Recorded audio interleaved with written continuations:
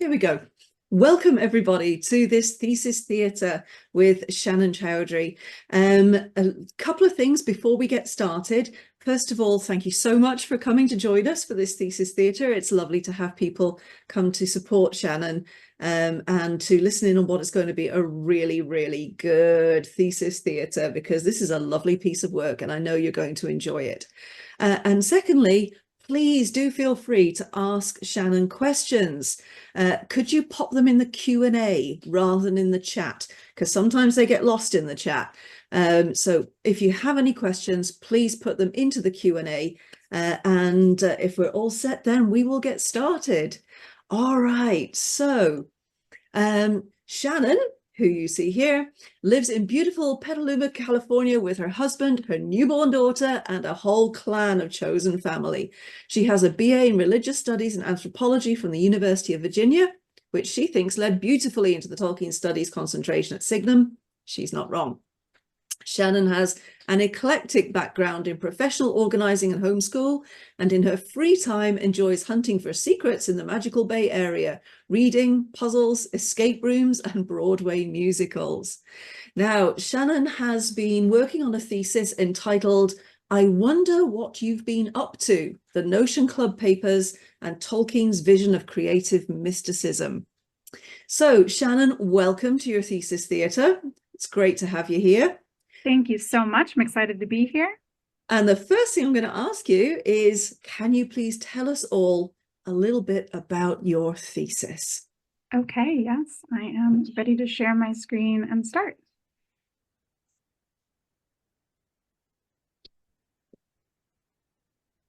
Okay, can everyone see it? Perfect. Okay. Well, I'm very happy to be sharing my work today on the Notion Club Papers. The Notion Club Papers is a bit of an odd story, featuring a time-traveling society of Oxford Dons, and it is found sandwiched between the drafts of chapters of The Lord of the Rings in Sauron Defeated, which is the 9th volume in the History of the Middle-earth series. It's a bit odd, both in the story itself and in the process of its writing, and perhaps because of this, really only a handful of Tolkien scholars have turned their attention to it over the years. I remember my reactions when I first read it. Initially, I was a bit confused, but as this admittedly bizarre tale continued to unfold, I pretty quickly concluded that this might be my favorite of all of Tolkien's writings, and in my view, one of the most important to understanding his striking creative vision. For those who are unfamiliar, the Notion Club Papers is an unfinished story written in haste by Tolkien in the mid-1940s, at a time in which he was struggling with writer's block for The Lord of the Rings. In a handful of drafts, Tolkien developed the story of the Notion Club, a group of Oxford scholars, much like the Inklings, who report on their experiences of far-reaching travel in space and time through dreams, as well as spontaneous waking eruptions of native language and ancestral consciousness. Tolkien tells this story not in his usual choice of direct narrative, but rather through the meeting minutes taken by one of the club's members. As the story unfolds, mythic echoes drawn from Tolkien's own evolving legendarium begin to surface in the Notion Club's collaborative glimpses of a storied past, bordering on the divide between myth and history. A great storm, a great wave, and warnings in a strange language of an impending catastrophe. The story ends abruptly on the night of October 2nd, just as Númenor has risen to consciousness and come through into the Notion Club's own primary world, leaving unfulfilled the tantalizing promise of serialized time travel episodes leading back to the vision's source. Most scholars have judged the Notion Club Papers as a bit difficult to read, couched in overly complex metafictional conceits, and ultimately unsatisfying in that the story itself never reaches the intended destination of Númenor. This study began by questioning these assumptions, by looking at the story as it was written rather than as what it might have been. For where the downfall is only hazily glimpsed, the story spends an awful lot of time with the Notion Club itself, with their theories as philosophers, their personalities as creatives, and their experiences as visionaries. The first section of my thesis seeks to reconfigure an understanding of what the essentials of this story really are. This recontextualization builds upon previous scholarship, hinting at what Verlyn Flieger has termed the mystical strain in Tolkien's nature and fiction, centering elements of creative mysticism in the movement of the plot. Then, rather than sidelining the elaborate narrative structure in favor of the Númenor element, I spent the bulk of the study centering the metafictional frame and many-layered embedded structure, exploring the winding path by which it comes to embody a harmony of structure and theme. On this basis, my thesis argues for the ultimate success of the Notion Club papers as a unique vehicle best suited to deliver this surprisingly radical vision of creative mysticism, conveying a portrait of the sub-creative artist that is defined by the very techniques that make the story itself effective. So, in 1938, Tolkien described the predecessor for this story, which was called The Lost Road, as an excursionary thriller featuring the discovery of myth. Now, when we think of a thriller, we might think of an atmosphere of mystery and anxiety, shock and suspense, plot twists and cliffhangers that keep the reader on edge. The Notion Club papers seems perhaps an odd way to go about achieving this. It opens with a meandering pseudo-editorial metafiction, continues with the meeting minutes of an academic club, and is accompanied by a body of paratextual material that includes incomplete translations of invented languages. Perhaps more to Tolkien's stated intent, the mysteries about the text, which are posed by the foreword, establish the reader in somewhat of a detective role, and the slow reveal of supernatural occurrences of the story proper is fueled by a tension of suspense, foreshadowing, and revelation. And yet this thriller element seems to wane by the time the text reaches its point of abandonment. I think it's easy to assume that the thriller was meant to be in the unwritten reveal of Númenor itself, or that the complexity of the story became an unwieldy weight on its original purpose. I argue that if we instead center the story's present over its past, the Notion Club and their moments of discovery, rather than the thing discovered, we find a compelling thriller that approaches the very threshold of creative mystic experience. So rather than dividing the story into part 1 and part 2, a structure which Tolkien himself had abandoned by the time he finished writing, I think we can view the Notion Club papers through a 3-act lens, organizing the movement of the plot through its moments of abrupt revelation, which contrast with the established rhythm of the club's theoretical commentary. Very briefly, Act 1 progresses in a slow building of mystery and suspense, maintaining a delicate balance of reticence and revelation, as Raymer is pushed to his confession of experiments in dream travel. This inciting incident directs the attention in Act 2 to the visionary power of creative artists and the inclination of characters into fairy story. Focus is shifted from Raymer's dream accounts in retroversion to Loudon's increasingly alarming eruptions of ancestral consciousness in the story's present time. Act 2 picks up speed through the rising action of Night 63, where we see here Loudon enraptured at the sight of the Radcliffe camera, taken up into a brief yet powerful vision of smoke rising from the domed temple of Sauron. It culminates with Loudon's outburst on Night 65, where the phrase, "Behold the eagles of the Lords of the West," is uttered for the first time. And it is at this point, once Raymer and Loudon's secrets have both been sufficiently unveiled, that the established theoretical commentary of the Notion Club papers dissipates entirely, giving way to an increasingly direct experience of mythic history that has been building for several nights. Act 3 must then reach its moments of greatest tension on Night 67, the climax in which the greatest storm in the memory of any living man finally breaks through. For the first time, the vision is experienced in full in the present moment of the story, in the massive coming through of another world accessed by a visionary artist, where personalities are subsumed into myth and the primary world is itself transformed. Yet, from this point of climax, the immediacy of the drama dissipates and the narrative spirals into a complex series of embedded scenes and texts as the story passes out of the waking world. The story's serialized continuation into time travel was never written.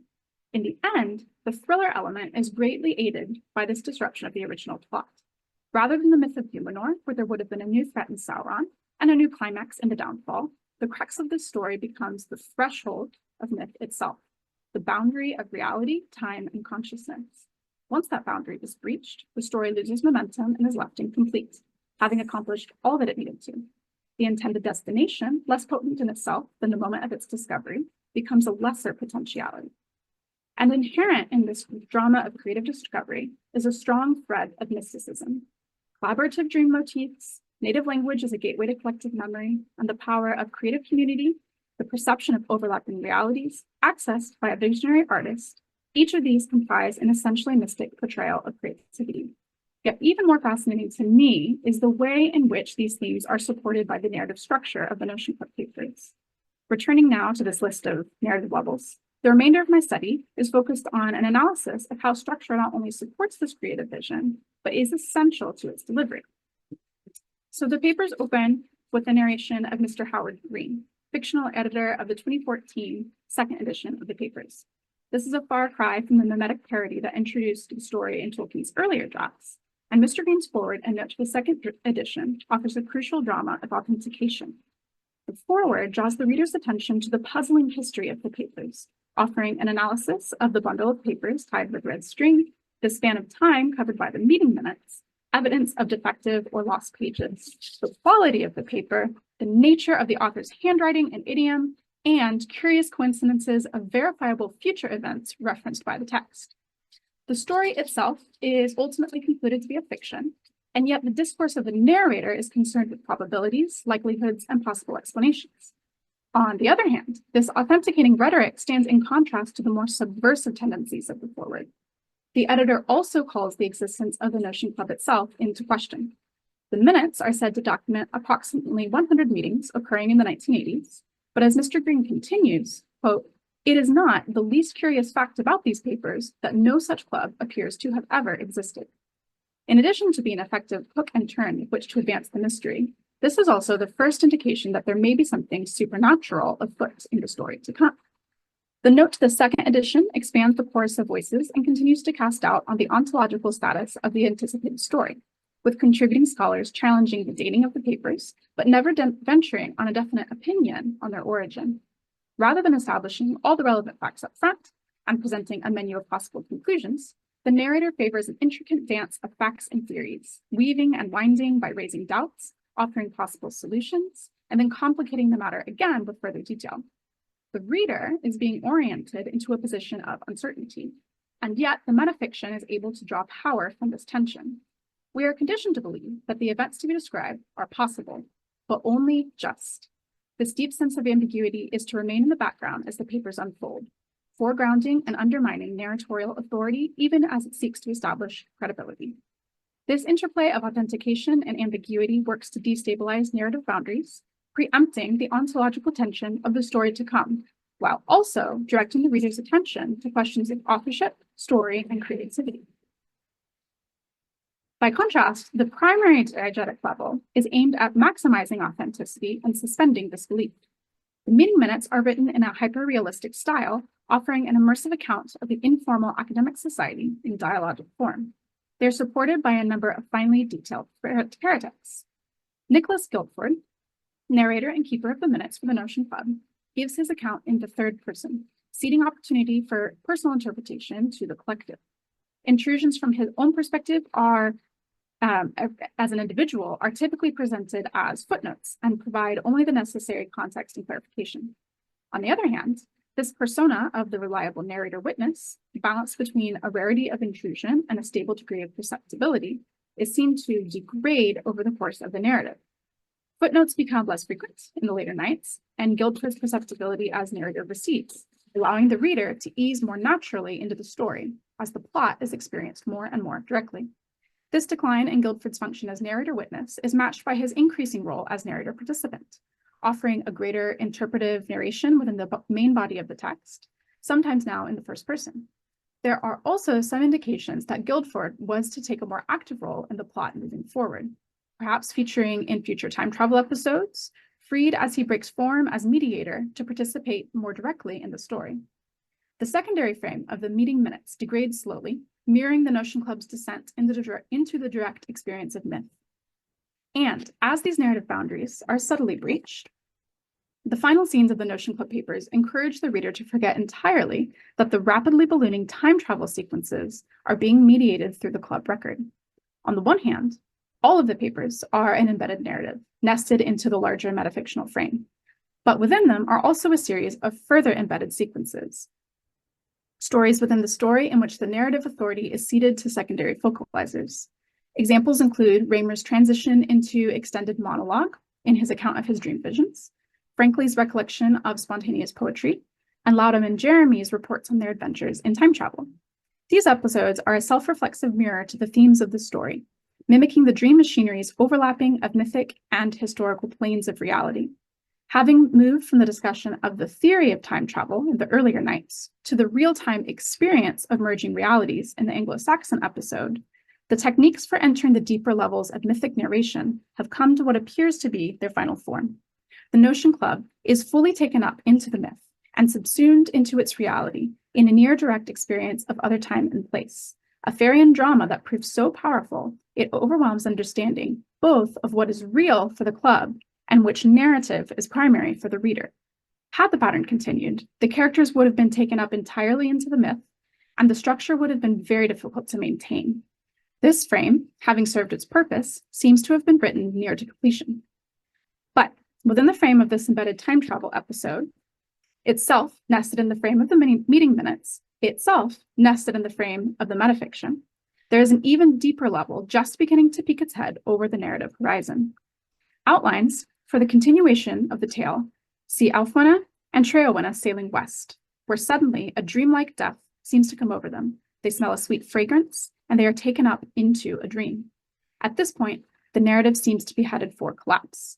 The immediacy of the myth has superseded the narrative structure, and the implicit fragility crafted into each narrative layer has been fulfilled, as they are destined from the outset to be rent in the coming through of this unitive mystic vision. The myth has gotten into the minds of the Notion Club and changed their reality, but also into the mind of Mr. Green, who is driven to admit possibilities of pre-visioning as he invites new understandings of imagination and reality. Rather striking is a proposal made by Raymer on night 65, inviting across even further divides the direct participation of the audience. He suggests that the people of the future might come to access these very records as a living secondary world, much in the same way as the club has accessed Númenor. This is merely another way in which the Notion Club Papers toys with its own narrative boundaries, deeply mirroring the themes of the story within the structure as the characters enter into their own inventions and participate them as primary reality. It is for these reasons that I concluded this study by proposing that the Notion Club Papers deserves to be considered a creative manifesto just as much as on fairy stories or a secret vice, an example of creative theory and practice just as much as Smith of Witton Major, an expression of eschatological creative vision just as much as Leaf by Niggle. When read as an elaborate edifice designed to be destabilized rather than a burdensome complexity, the embedded structure of the papers is strongly befitting of the mystical creative vision at the heart of the story. And rather than being ultimately unsatisfying, I find that it ultimately exemplifies what Tolkien describes as the highest function of fairy story, the achievement of eucatastrophe, that all tales may indeed come through and come true. Wonderful. Thank you, Shannon. Okay, would you mind stopping sharing for a moment? Sure. Thank you. Okay, that was fantastic. Thanks so much for that. Thank you. Okay, so again, I invite anybody who would like to pop some questions into the Q&A for Shannon, but let's get us started. Tell me, the Notion Club Papers is a bit of an oddity in Tolkien's, Yep. right? So explain for us what it is that drew you specifically to this story and to the particular angle that you chose. Yes, so when I first read it, which was long after I had started reading Tolkien, I was initially drawn to the pseudo-editorial metafiction. I thought it was bizarre, it was unusual, it was not like Tolkien's other writings, and it was intriguing as a mystery. And then it went away and it was never mentioned again. And you start reading through the papers and it's all this theoretical discussion. And honestly, it gets a little boring for a while. And I thought, well, where did the intrigue go? But as the events of the story unfold and they start experiencing these psychic occurrences, I think, oh my gosh, this is exactly in harmony with what I found in the opening. But when I got to the end of it, I found that I had absolutely no interest in Númenor, which is where they were going, at least in the context of this story. Obviously, it's wonderful elsewhere. But when I went and looked at the scholarship, a lot of it was focused on the incorporation of Númenor into the story. And I thought, gosh, there has to be something more here that's making this work that is about the story as it was written. So that's how I ended up where I was. That's great. Thank you. So we definitely agree that the Notion Club Papers has attracted less scholarly attention than some of Tolkien's other works. Mm-hmm. Why do you think this is? I mean, it's not like they haven't been around for a while, so why are they not attracting that scholarly attention? Right. I think there's a few reasons. I think it's a little bit deceptive in that it is presented as science fiction, which is not Tolkien's usual style. I think it is really a fantasy, but it doesn't look that way on the surface. it also seems to have, at first glance, seems to have left off before telling its full story, which I think is in Tolkien's mind probably what happened. But again, I think this is deceptive because there is a story that is told there. And I think the beauty of it isn't necessarily even in the prose, because it does get a little heavy. It's more in the way it's formed. It's more in the way it's put together. And I think it does say something important about Tolkien's vision of creativity, but it's not as directly engaging. And then finally, it isn't published on its own like a lot of his other stories are in like a little, compendium of Tolkien short fiction. It's kind of sandwiched, as I said, in between these drafts of Lord of the Rings. So if you're reading the history of Middle-earth, you're reading for these drafts, you come across this weird story and you think, where did the Lord of the Rings go?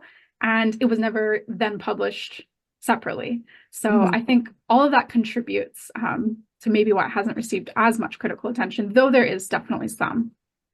Yes, yeah. Verlin Flieger, for example, has complained that there has not been enough done on the Notion Club papers, but gradually there's a few little bits coming through. And that includes the work of the person who was your second reader, right? Yeah, Dr. Christine Larson, who has written on the Notion Club papers. A couple times, yeah. Right. Well, Chris Swank has a question for you. Okay. She says, did you follow Verlin Flieger's rabbit hole through the time travel theories of J.W. Dunn that she discusses in A Question of Time? Absolutely. I was fascinated. I then read A Question of Time over and over. And I elaborate more on this in my thesis, but it's really fascinating. I talked about in the metafiction, there's this rhetoric of authentication. It mirrors pretty closely what Dunn does in his nonfiction, where he lays out his experiments with time travel and his theories and says, I'm not going to attribute this to the occult. I'm going to attribute this to science. Here's everything I did. You can track through my process and make your own conclusion. That's exactly what Mr. Green, the narrator of the foreword, does. And so I think there's some sort of mimetic function happening here that may have been consciously derived from Dunn. But there's so many interesting facets to the theory of time travel and serial time and serial observers and how Tolkien reflects this. We know that he had read it and loved it, as did C.S. Lewis, and Verlin Flieger does a great job of breaking down the very bizarre and complex theories and also kind of interweaving how these two stories work together. Right, I completely agree with you. So did what Verlin Flieger has done, for example, in A Question of Time, did that inform your own work within your own thesis, or were you trying to move away from that? I would say kind of both. Absolutely. So she, at many places, and particularly A Question of Time, which is where she talks about Tolkien's treatment of time and time travel, but also in some of her other essays, starts to hint at the mystical strain in his writings and his mystical bent and the theories that he seemed to have held personally. She gives it a little more attention in the context of On Fairy Stories, for example, but she definitely mentions it in reference to the Notion Club papers. I think that angle is fascinating, so I definitely ran with that. But I also wanted to move away because I think some of her conclusions are, this is a really interesting story doing really interesting things. What a shame that it left off before it got to its main point. And here I am thinking like, no, it got to its main point and then he stopped. So both, yeah. But it's great that you're actually taking an older theory and running with it and pushing it forward, which is what we hope for, isn't it, when you're doing some thesis work? So that's absolutely great. And sticking with Verlin Flieger for a bit, what is it about the Notion Club papers, do you think, that has prompted Dr. Flieger and other scholars to describe Tolkien's thinking as radical? Yeah, I love this aspect of Tolkien's thinking. I think it's the fact that the characters, particularly Raymer and Loudon, echo very strongly some of Tolkien's own statements or hesitant views about creativity that come across in his letters in particular, but also his essays. So, for example, Raymer believes that there are independent agencies of creativity that are working through him. Tolkien believes this too. Loudon believes in maybe a more elaborate concept of native language, and he believes that he's somehow more closely in touch with the Anglo-Saxon poets in perceiving older or more accurate forms of the text that we have. Tolkien believed this about himself as well. The characters receive stories and dreams, which we know at least once happened to Tolkien.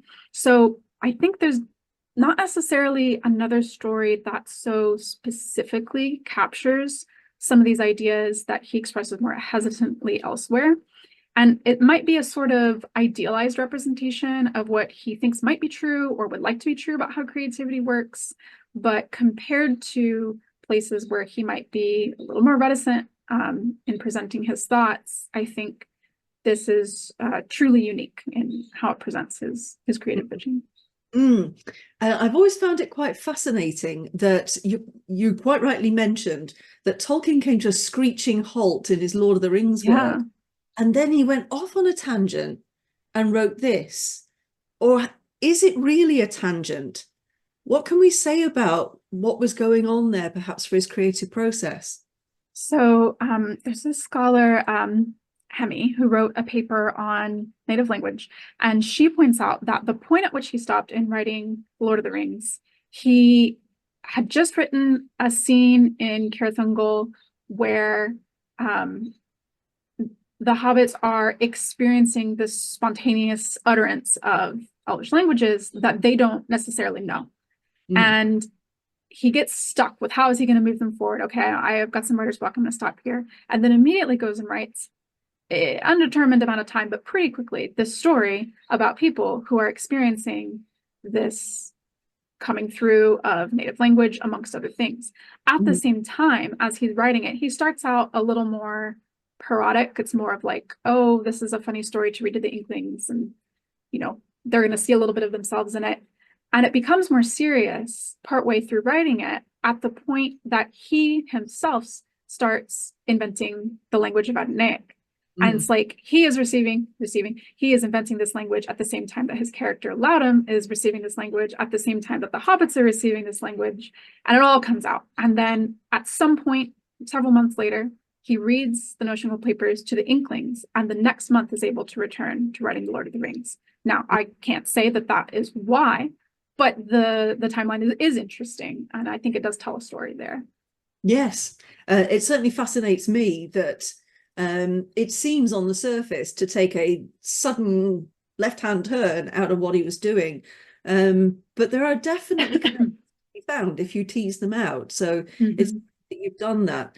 So again, looking at Tolkien's creative process and looking at this story alongside, rather than as totally separate from, his Middle-earth work, how would you summarize what this story has to say about creativity that may not be found elsewhere in Tolkien's work, but also what works do you think it shares the most in common with?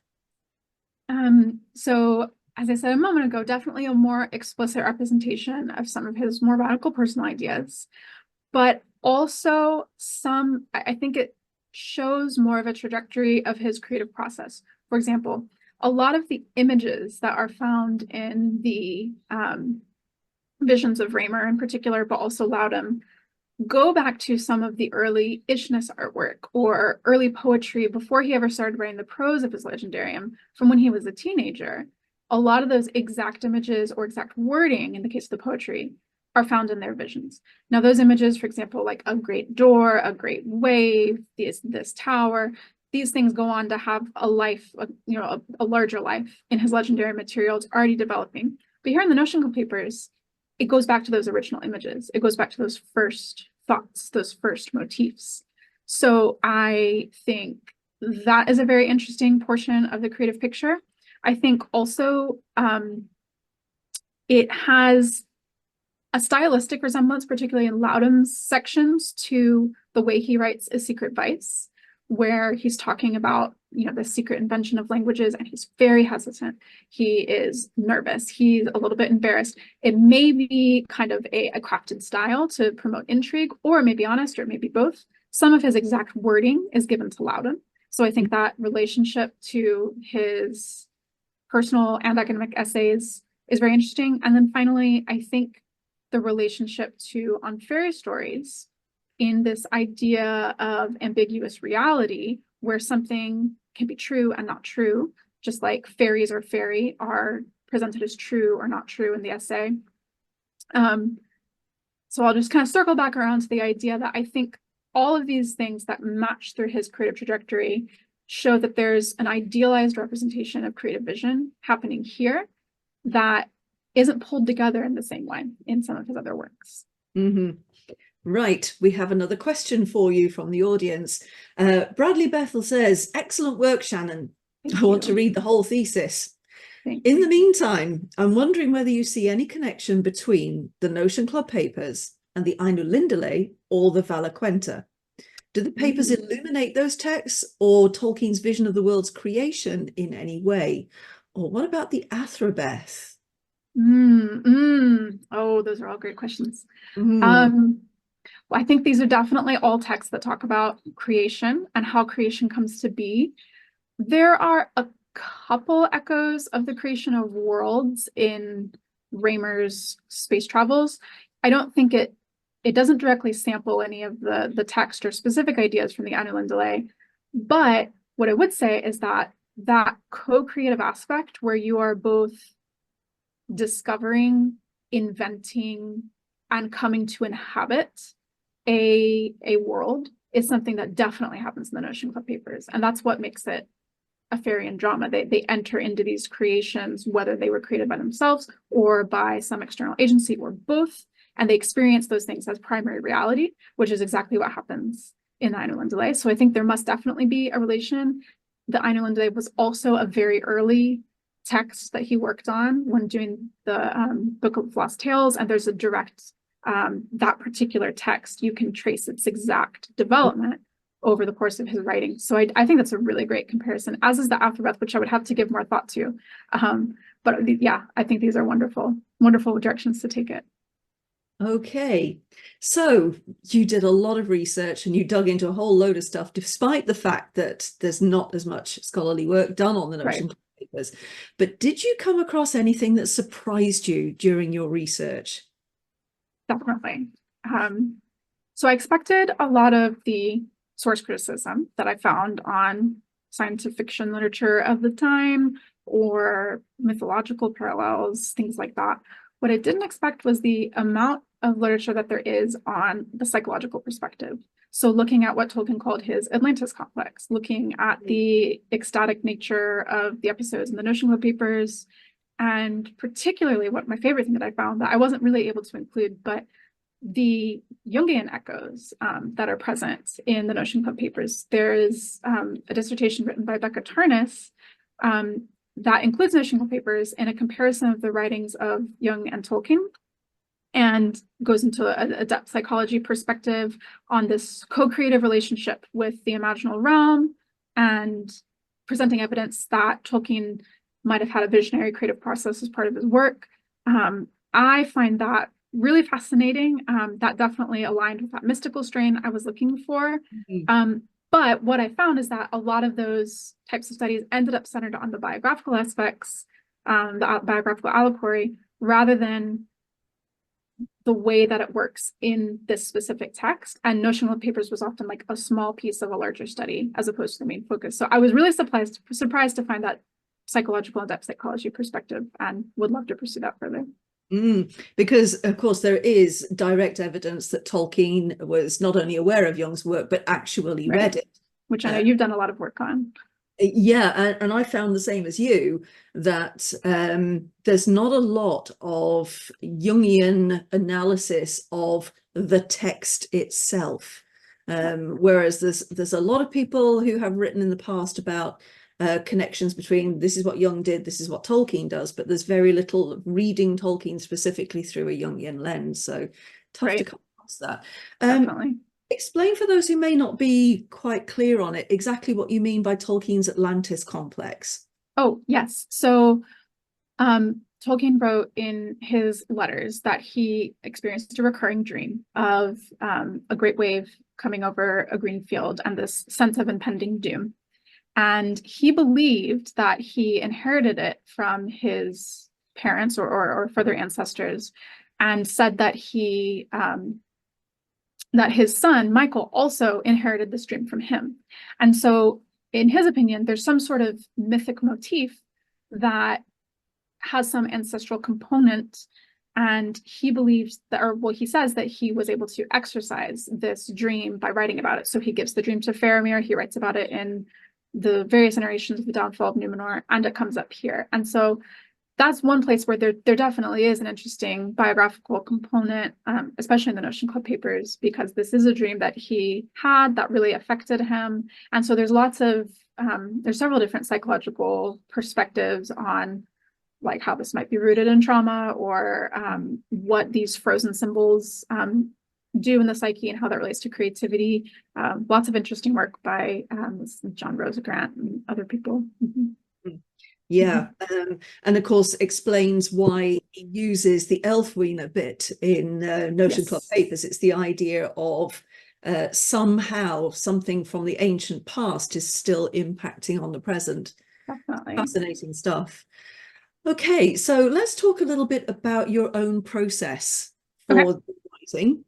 And so the first thing I would like to ask you is, was there anything you wanted to include in your thesis but had to leave out? There seems to be something that everybody makes, of course. That's like, so by the time I wrote, so at the time I had researched, outlined, and written my first draft, I had written 3 theses. I had 3 times the amount of work. And so there's so much that I wish I had included or had been able to include. I already mentioned that special interest in his early works, the Ishness paintings and drawings, the poetry, the language invention. There's so much to be said about that. The way the continuum from those early images through his legendarium and into the Notion Club papers. I'm really fascinated by the idea that Tolkien was going back and capturing those earliest raw forms of his creativity. And why is he doing that? How does that help construct this image of creativity across his life's work?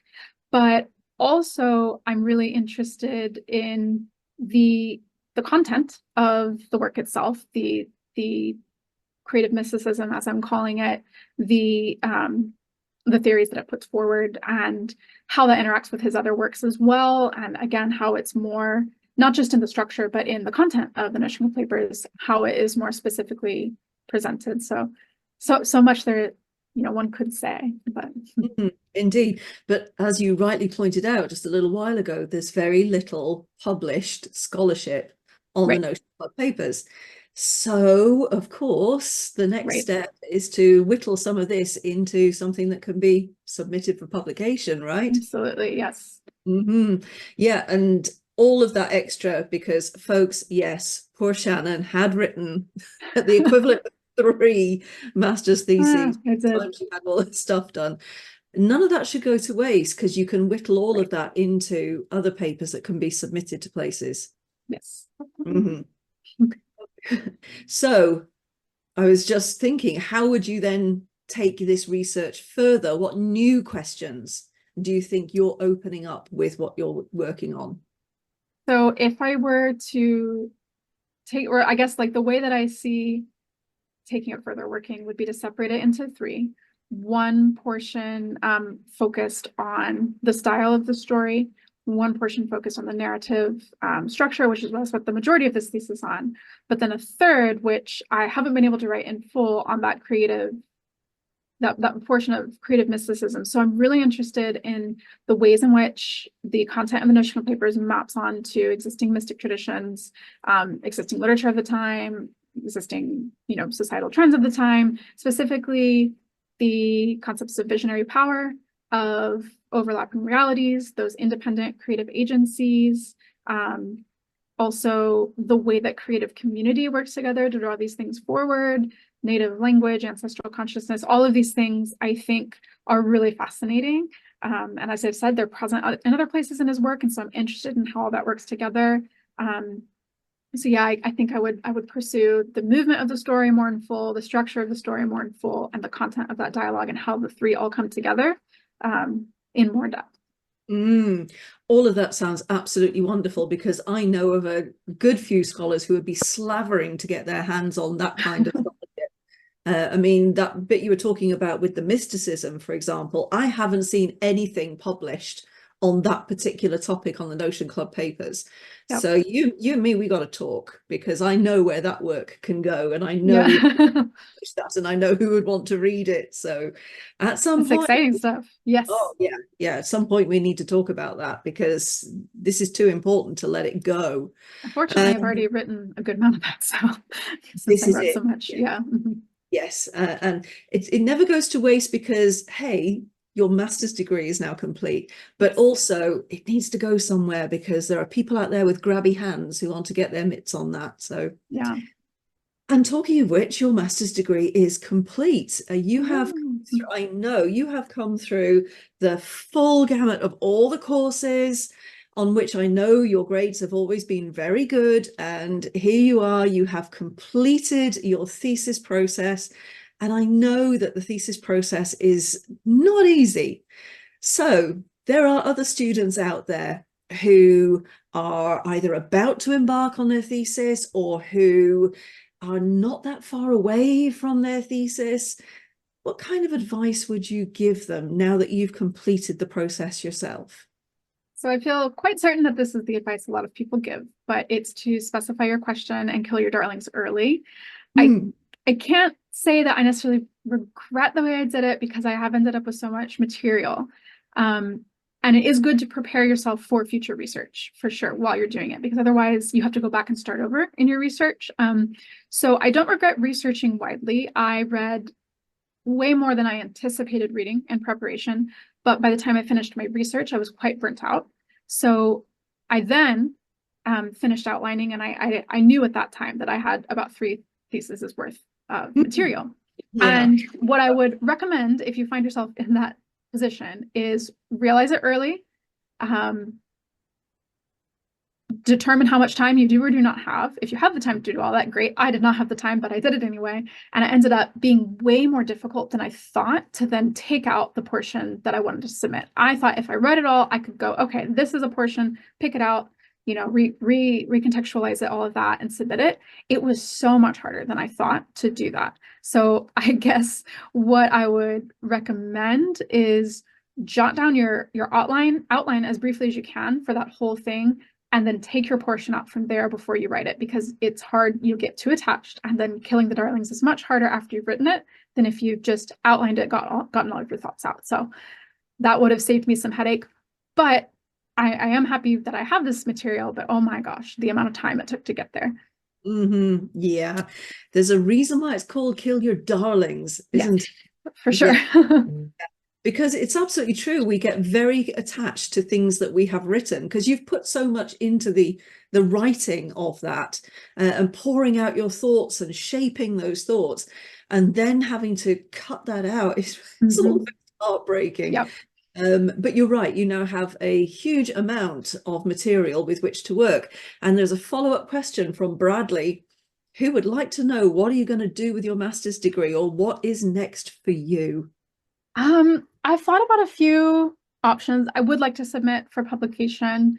I would like to eventually find out a way to submit a 3 or 4 part series, which I don't know that could all be published together, of course, but I would like to find a home for that. I've also considered doing some sort of an academic blog on my continuing research, because I think it's good to have a place to get all of your thoughts out, even the ones that you're not necessarily going to publish, but then that also is a place to be accountable, to be able to produce little pieces here and there. And I would like to push it beyond the Notion Club papers into Tolkien and mysticism in general. Obviously, it's so much research to be done there. That's a whole other degree in itself. But yeah, I think those are some of the places I'd like to take it, but we'll see what happens. Great, because yes, if you're going to look at Tolkien and mysticism, you can keep drawing on Jung again, yeah, all that kind of thing. So Bradley's asking, is there a PhD in your future at all? I think I would like that. I think the question is just accessibility and how I would do that. Who was I speaking to? I was speaking to Sparrow at one point when I was talking about them. I said, okay, well, how would I access that kind of a program? I live in Petaluma, I'm very attached here and that kind of stuff. And she said that even if you end up not finding a program that works for you, you can still do the work of it and you can still produce it. And there's a wonderful community around you. And so I think, yes, in one form or another, I think that's there for me. Good, because even if it's not right now, you have got so much time. I didn't do my PhD until, well, I didn't finish until I was into my 40s. I'm not saying wait that long, but there's no such thing as too late either. So Yes. it's good to hear that you want to take what you're doing and push it forward, because that's wonderful. That's what we hope for. Yeah. And so this is it. You have finished. You are done. Congratulations. Thank you. Working with you and watching you grow through your scholarship and get to grips with something that is not easy to get to grips with. I think that takes a certain amount of bravery, actually, to jump in first into a topic that is not widely discussed. So I applaud you for not only doing that, but doing it well. Thank you so much. Passing your masters with honors. Yeah. And thank you, everybody, for coming and listening. And it's been great talking to you. Hope to continue the conversation. Yep. Thank you very much, all of you who have come along to watch. And thank you to anybody who watches this thesis theatre in the future. It's always wonderful to hear our students talking about their work. It's a wonderful moment. So thank you very much, Shannon. And thank you for everything. Okay. Thank you, everybody. Good night now.